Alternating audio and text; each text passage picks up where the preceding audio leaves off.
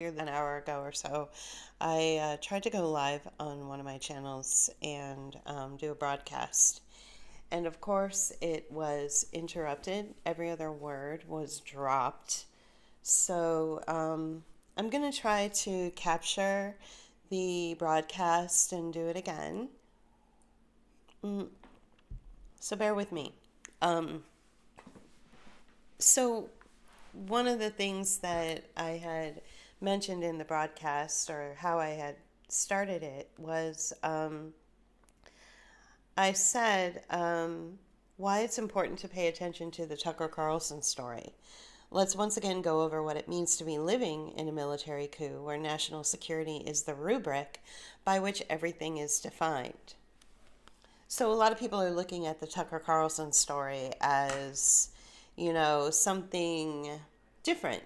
They're not really looking at it in the way that I'm looking at it. Um, I'm looking at it I'm looking at it with the understanding that every aspect of the United States domestic product has been absorbed by the military. On March 27th, Biden invoked the Defense Production Act. That was just a month ago, March 27th of 2023. And I also discovered that, and this might not be news to a lot of people, but I discovered that Title III has been folded into the Defense Production Act.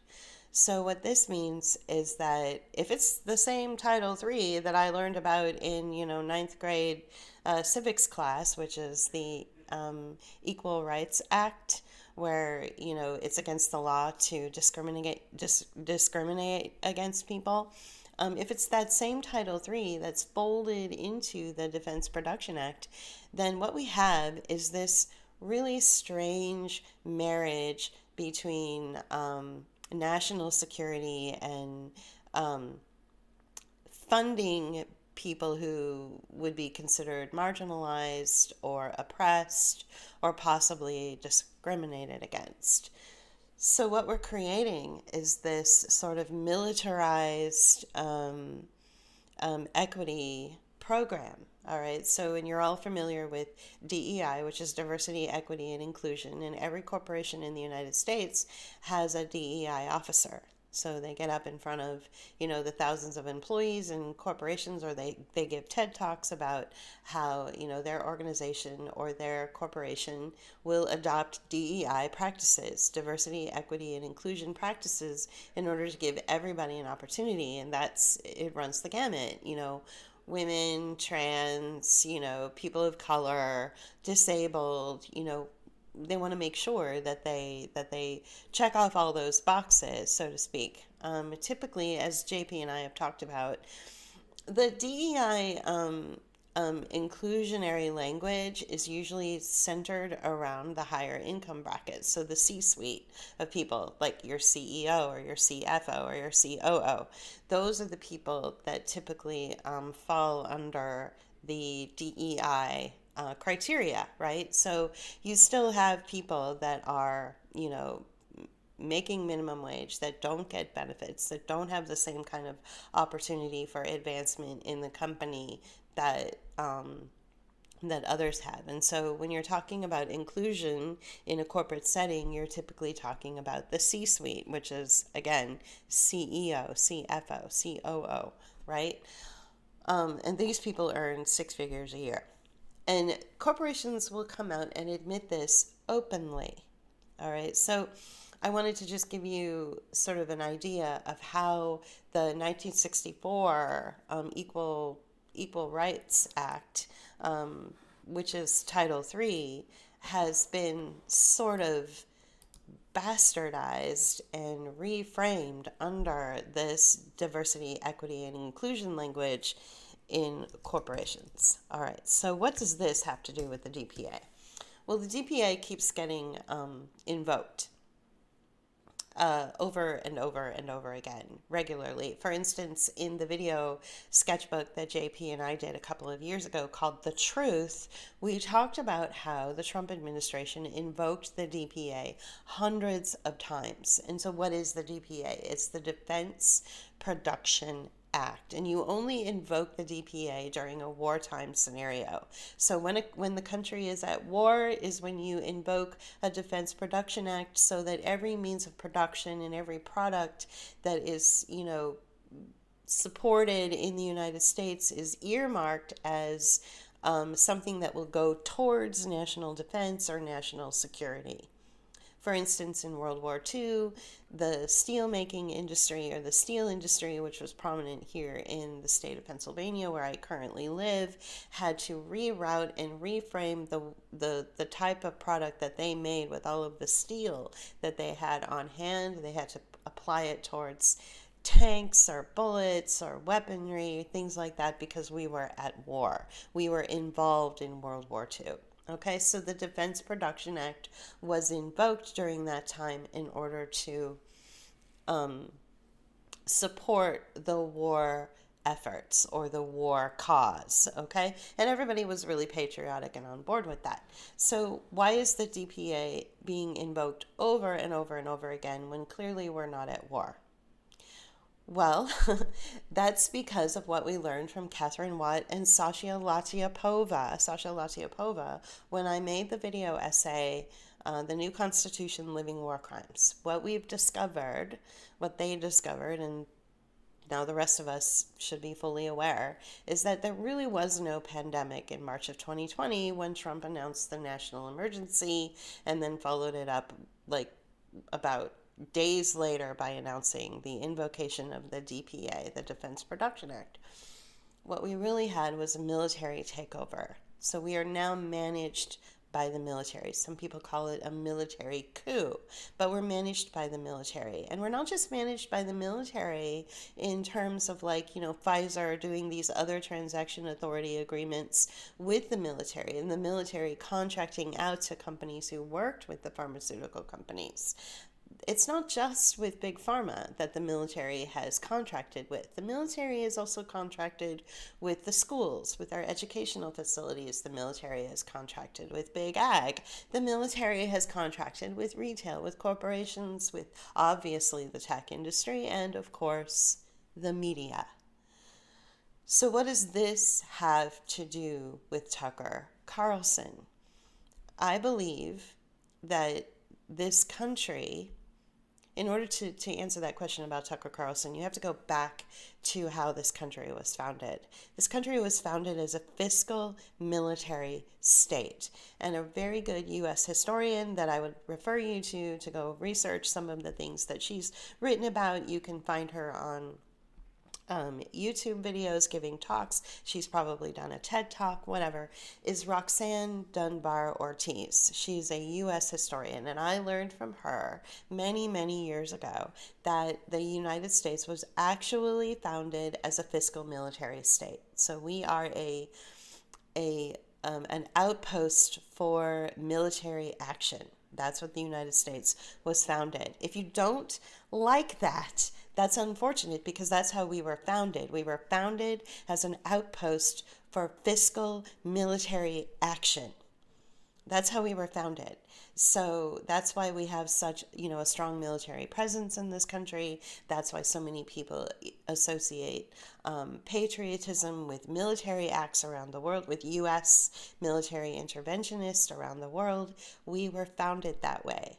And so it would only stood to reason that after the U.S.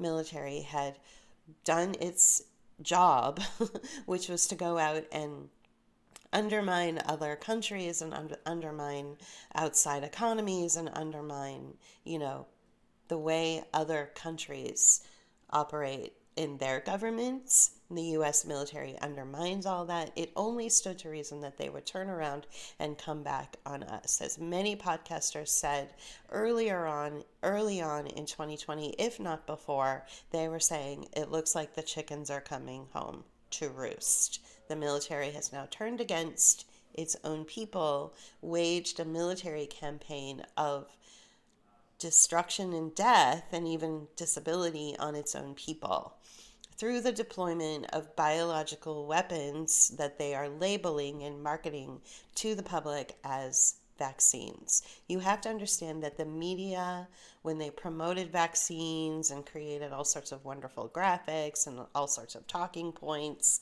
and actors came out and said, you should really get your COVID vaccine.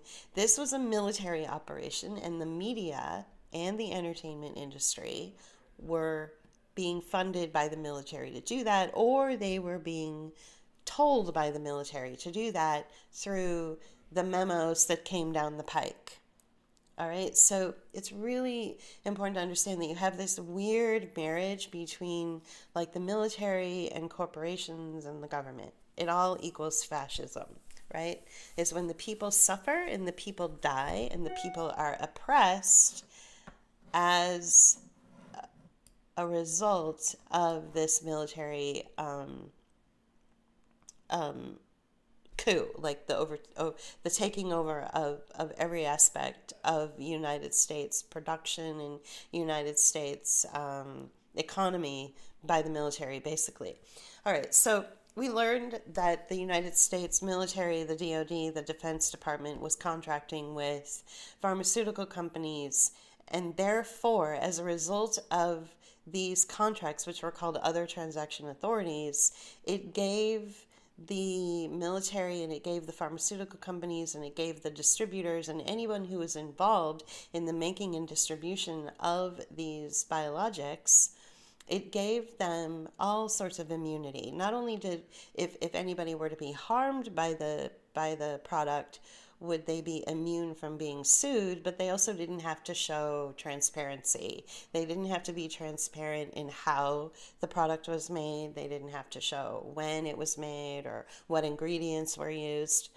Because as long as something is under a national defense or a national security threat, and that everything is sort of produced and distributed under the rubric of national security, then they don't have to say anything.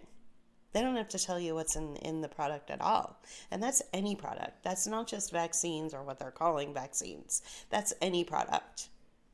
From your Fisher-Price toys to the shit that you put into your kids' arms, that you're told you need to put into your kids' arms in order for them to go to school. Okay? So you really need to understand the expansive control by which the national security agencies are empowered through the invocation of the Defense Production Act. And by folding in Title III into the Defense Production Act, what you have then is something like this. Oh my goodness, the black population is oppressed. That is an indicator of a national security threat. Therefore, by folding Title III into the DPA, we can fund social movement organizations like Black Lives Matter, or we can put more funding into the ACLU or things like that. Oh my goodness, Asian hate. Oh my goodness, trans hate. Oh my goodness, blonde people are hated. Whatever is considered whatever is considered an oppressed part of society is equal to a national security threat. So you've got this, like I said, you've got this weird marriage of what is the new version of the Equal Rights Act of 1964, which is the DEI, diversity, equity, and inclusion. You've got this sort of new revamped 21st version of that, 21st century version of that. You've got that folded into the DPA, which is really an odd marriage, but what it does is it represents to the world that we are a unified country, unified in our position as those who are on equal footing as far as national security threats. So it doesn't matter if you're blind, it doesn't matter if you're trans, it doesn't matter if you're black. According to the folding in of Title III into the DPA, we are all equally concerned about national security. And this sends a message out to the world. This signals out to the rest of the world, the rest of other countries' governments. It signals out to them that we are a unified front. That no matter our background, no matter our color, no matter our disability, no matter our gender, ideology, no matter what, that's under the rubric of the Defense Production Act and funding streams which come as a result of it into these social movement organizations, we announce to the world that we are a unified threat and that we all come together in defense of our country for national security. Does that make sense? I really hope that that makes sense. This is my opinion. This is me kind of putting the pieces together and using my, gymnastic mind to come to these leaps of logic, which some people disagree with, some people agree with. So let's fold in, or let's incorporate the Tucker Carlson story into all of this. Tucker Carlson may have written text messages and emails that weren't all that flattering, okay? Some people say he was, a real jerk. Some people say he was the nicest guy in the world, whatever. The truth is probably somewhere in the middle, right? So, but that's not really why he was removed from the public eye. I don't necessarily want to say he was fired, because in the same way that I don't want to call vaccines because they aren't, they are Department of Defense contracted chemical and biological weapons foisted onto an innocent population to create death and disability. That's what they really are. We need to call a spade a spade. We need to start speaking the truth. And this is why my original broadcast of this message was interrupted, and every other word that I spoke was dropping off, and nobody could understand what I was saying. So we need to start speaking the truth. And so the truth is that I don't think Tucker Carlson was fired. I think what happened was a while back, the Defense Department went to the Murdochs, who own Fox News, and said, go ahead and have your fun for now, because it's not going to last. And you can let your golden boy, who is your golden ticket to success, you can let him say what he wants to say. You can let him bring on all of these controversial and informative guests like Naomi Wolf, like Edward Dowd, like Jimmy Dore, all the people that, yell the truth from the rooftops type of people, right? Go ahead and let them on your little show for now. But it's not going to last. And you're going to use this piddly little Dominion lawsuit, which is really nothing. You're going to use that as leverage to explain to the people, because the people are very dumb and will believe anything. You're going to use that to say that this is why we had to fire him, because of a few, text messages or emails that, didn't paint him in a very flattering light, or because, the fact that the Murdochs, which made over $5 billion in revenue in 1 quarter alone, we're suddenly going to have to fire Tucker Carlson because of the settlement for $787 million. Please. That's a drop in the bucket to the Murdochs. That's nothing. The real reason that Tucker Carlson had to be removed from the public eye, and I don't want to say firing, and I'll explain why I don't want to say firing in a minute, is because people were becoming informed. People were starting to put 2 and 2 together. The narrative and the information that was being shared on his network and on his platform was getting closer and closer and closer to the center of what is real. And what is real?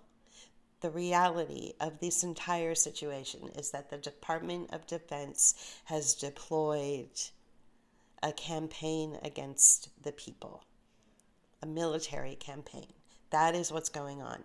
And every little guest that he had on, from Edward Dowd to Jimmy Dore to Naomi Wolf to all the other guests that he had on his show, were getting closer and closer and closer to that truth. And so it was time to pull the plug.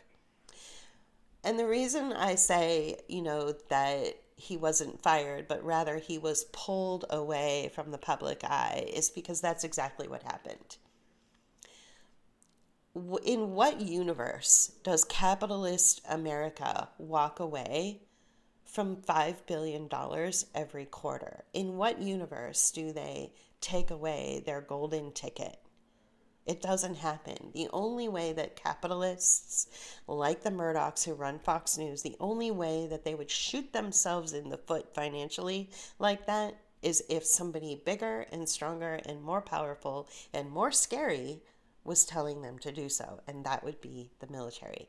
The military looks at information as a threat to national security. And as long as the Defense Production Act keeps getting invoked and keeps getting announced, then if you speak about how the military is taking over every product, every gross domestic product, everything that we do, especially in tech and especially in media and especially with the deployment of the biological and chemical products that were labeled as vaccines, then you threaten that very existence by announcing it, by talking about it, by repeating it, by acknowledging it, and by being honest about it. Many people don't want to admit that the Defense Production Act is being invoked repeatedly. They don't even understand what it is. They don't understand that this is a military takeover. They certainly don't want to admit it. It's difficult for people to come to terms with the fact that the United States military has officially waged war on its own people. That's a very difficult thing for people to accept and adopt into their worldview. Once that worldview is folded into your pre-existing worldviews, whether you're considered liberal or conservative, then what it does is it evens out everything, and it makes everybody, no matter what background you're from, makes everybody turn towards the military and say, what the hell are you doing? Not only is this a violation of constitutional rights, but it's a violation of human rights. Why does everything about our economy have to be funded through you? Are we at war? And who are we at war with? Why do we keep invoking the Defense Production Act? It's only invoked during a wartime scenario. Where are the bombs? What country has decided that they want to wage war against us? And because there is no country that has turned towards us and wants to wage war against us, we have to assume that it's our own government, our own country, our own leadership has turned against the people. That's the only other explanation that we have. And I'm happy to entertain another explanation. But I'm pretty sure, based on the contracts alone that were uncovered by Brooke Jackson in her lawsuit, that were uncovered by Sasha Latiopova, and based on the research, the hundreds of years of chipping away at congressional power to keep these things from happening. This is the research that Catherine Watt has done. Based on all of that, you have to come to that conclusion, that there is no outside force, there is no invisible enemy on the outside, that the enemy is within.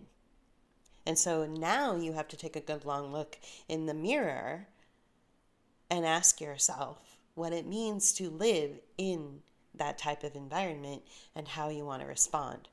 I've decided to respond by going on this platform and creating this platform and telling the truth as much as I can. I've also made this decision to live a happy life, spending time with family, spending time with friends, getting out there and enjoying the good things in life as much as I can, not letting this define my emotions, my emotional state. So, not to get too much into the weeds and into too much of the details regarding Tucker Carlson, the fact is he was in the middle of negotiations with Rupert Murdoch's son. I believe his name is Leland Murdoch, I think. They were in the middle of negotiations. He was going to negotiate a furthering of his contract out to 2029. And that's a $20 million a year contract. And they usually are renewed every 4 to 5 years. So, for those of you who didn't know, Tucker Carlson renewed his contract with Fox News in 2021. So, if you take 2021 to 2022, that's 1 year. 2022 to 23, that's 2 years. 23 to 24 is 3 years. And then 24 to 25 is 4 years. So it would make sense that in the middle of that time, right about now, he starts the negotiation process, or his handlers and his agents start the negotiation process with the Murdochs. And they both had their pens in their hand and they were ready to sign a new contract to keep him on till 2029. Until there was a sudden departure, a sudden interruption. And that sudden interruption comes from the Defense Department, who has basically said, yanked the pens out of their hand when they were about ready to sign the contract. Before they could even put ink to paper, they yanked the pens out of their hands and they said, Tucker Carlson, you are too much of a national security threat. Your mouth and your guests are considered, we define that as a threat to national security. So you can go ahead and continue to make your $20 million a year until the end of your current contract, which I think I just figured out was 2025.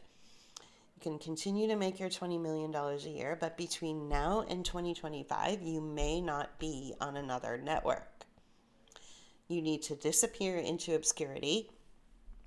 Of course, he did something on his Twitter page, which was about 2 minutes, which was really nothing, which was more like, media bad. Well, what else is new? Tell us something we don't know, Tucker.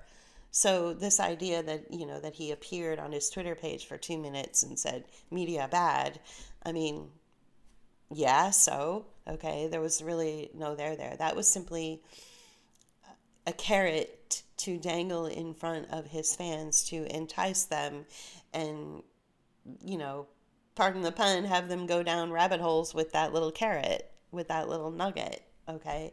There's nothing there. There was no there.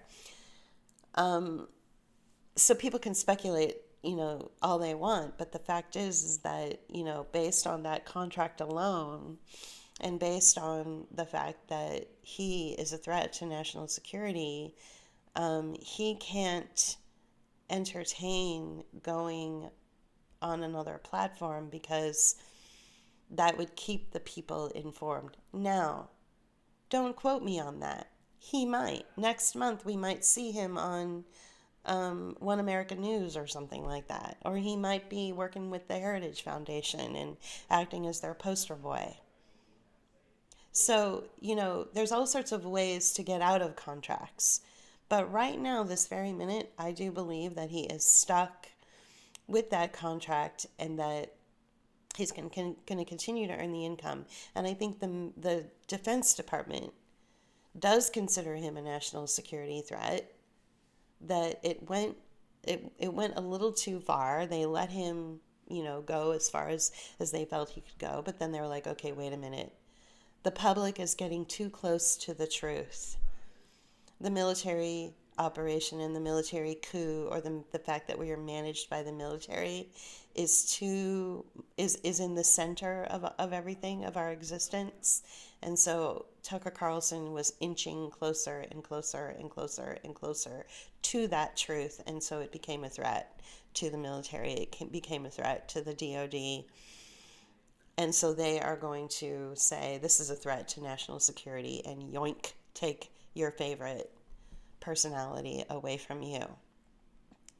I think their goal, and I don't think they're going to meet this goal personally, but I think the goal is to disappear him into obscurity basically bench him and gag him and disappear him for another year and a half or 2 years. And then within that time, fill it up with chaos, fill it up with little 9/11s, little traumatic events, knowing full well that psychological trauma, which is deployed through social media, is a way to suspend your memory. And they want to memory hole him. They want him to just fritter away into the past and have people forget about the fact that he was getting closer and closer and closer to the truth, or he was allowed to anyway. You see what I'm saying? So this is why it's important not to have heroes. This is why it's important not to lift people up, other people up, because you already know what's going on. You don't need a Carlson. You don't need me. You don't need anyone to tell you that this is a giant grift. Okay? You don't need people to tell you that this is a huge scam and that the military is acting like the mob. And that central banks are acting like the mob as well, which is another broadcast, but something I talk about a lot. You already know what's going on. So that's why it's really important not to have heroes, because heroes can be felled. They can be taken away. They can be disappeared in memory hold, benched and gagged, and literally just marched off the screen, and then they're nowhere to be found.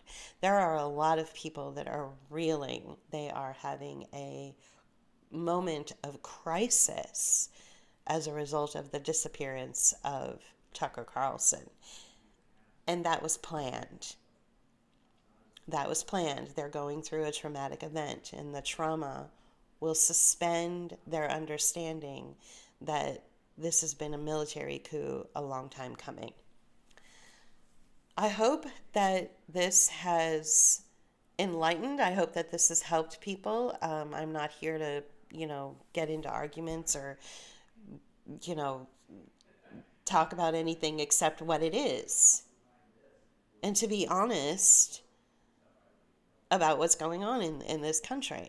I'm not here to argue this fact. This is a fact. And Tucker Carlson was part of it. Do I think that he was in on it? I don't know. I don't really care. All I care about is the fact that the military is waging psychological war campaigns and biological war campaigns on the people still to this day. It's the people I care about. It's the people I'm concerned about. So I hope that you guys got something out of this. I hope that I was able to kind of put all the pieces together. There is one thing that I did mention in the previous audio, which glitched out terribly, which is why I'm redoing it right now. I mentioned Robert Malone.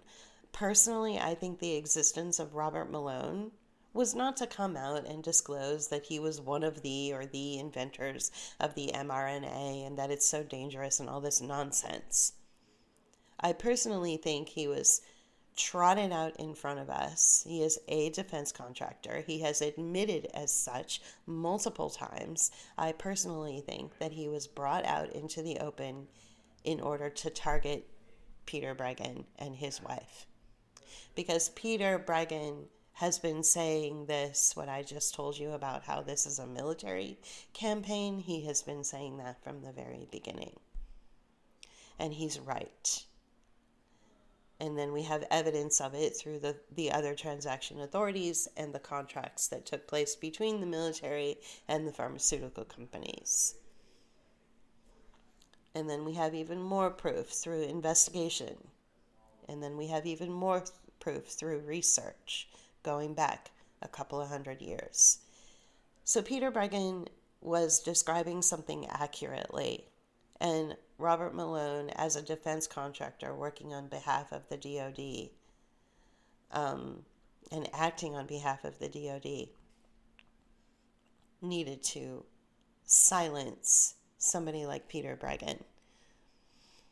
But a lot of times what happens in these kinds of situations, when your country has been occupied by the enemy from within, it's kind of a whack-a-mole scenario where you try to whack some person down who's telling the truth and three more pop up. And so I think that's what's happening with in this situation. Um, I I really wanted to drive that point home. I really wanted people to understand and start speaking um, in in use correct words to describe the situation. This has been a military coup, a military campaign. We are managed now by the military. And it's this weird marriage of social movement organizations, Defense Production Act, which is a wartime act that is invoked whenever the country is under a national security threat, and a big reset in the economy having to do with central banks coming back to get paid what is owed them. The Bank of International Settlements has taken over an unelected agency which has announced to the world that it wants to be or is the end all be all by which all countries will be managed as far as health is concerned. So, but as far as what's going on in this country and how you are affected as an American is that when the military takes over, there is no rule of law, there is no real justice, and you have to go back to how this country was founded. Since we were founded as a fiscal military state, why would you expect anything less? So this should not be a surprise to anyone. Okay, I think I've talked long enough about this. I hope that everyone's enjoyed this audio broadcast. You can always email us if you have questions. And I look forward to speaking again and hearing from other people and engaging in respectful dialogue around this. All right, have a good day. Bye.